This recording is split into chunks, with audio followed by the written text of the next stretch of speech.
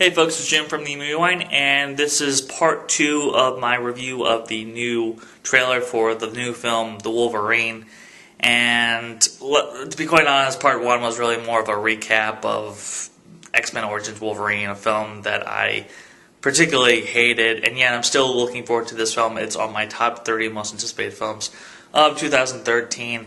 And I think it has a lot of potential, and I'm glad to say that I think the trailer is pretty damn good. With the heavy burden of immortality and the toll of losing Professor Xavier and Jean Grey, Logan Wolverine has become more lost than ever. And I like how this is taking place after X-Men The Last Stand. It's not just another prequel, which means maybe Wolverine could die, even though in all likelihood he probably won't die. I like the setting of Japan. I like how there's a character in his past that wants to sort of do him a favor and strip him of his immortality.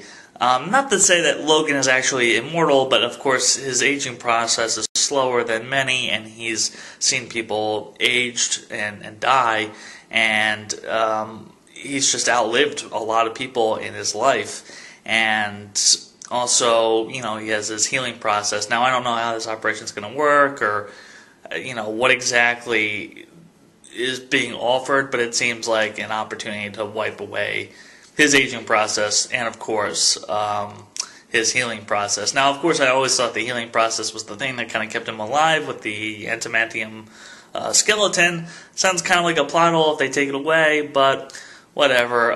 Maybe they'll explain it more within the film, hopefully.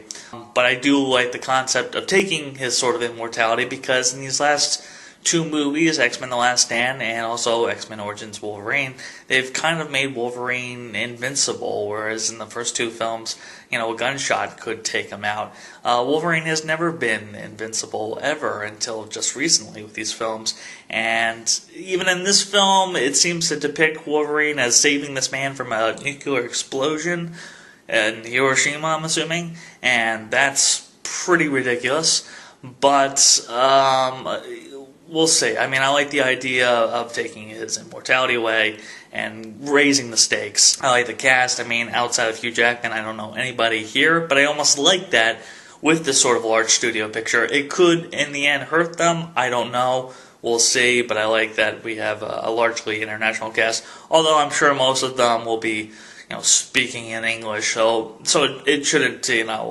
polarize too many audiences. So yeah, I like what I see. Aesthetically speaking too, the setting of Japan, there's one or two choppy effects, particularly with on a train.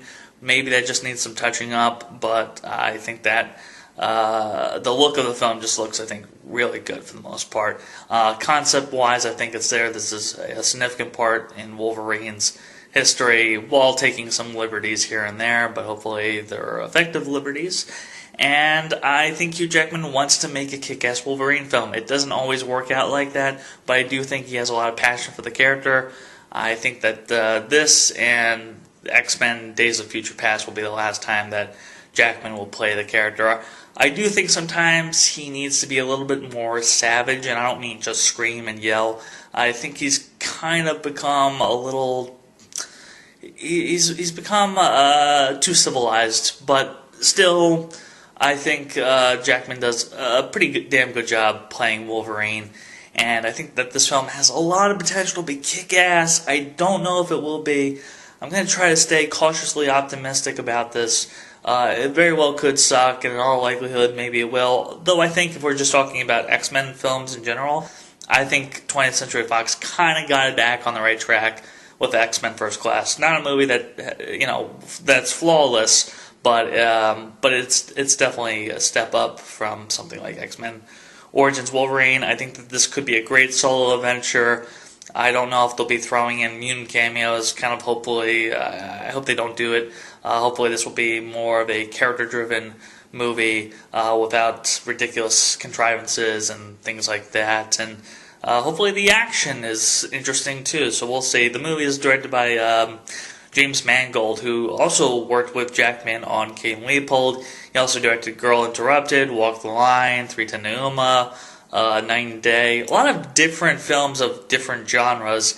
There's no kind of consistent theme to any of his work, but I think he's a smart sort of director for hire filmmaker, and I think he could do a pretty damn good job with this film, we'll say. But I think all the potential is there. You also have what's his name, Christopher McGuire, the writer of The Usual Suspects. He wrote the script for this film.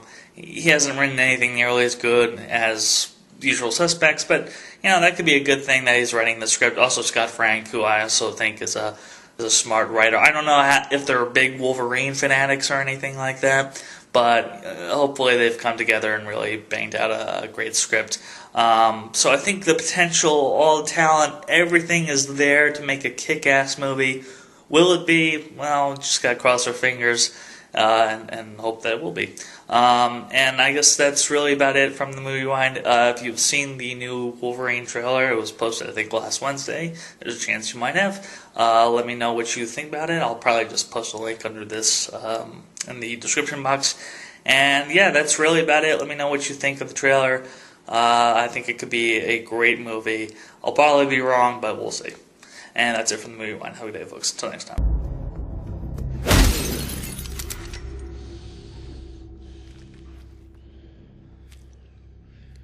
That hurt.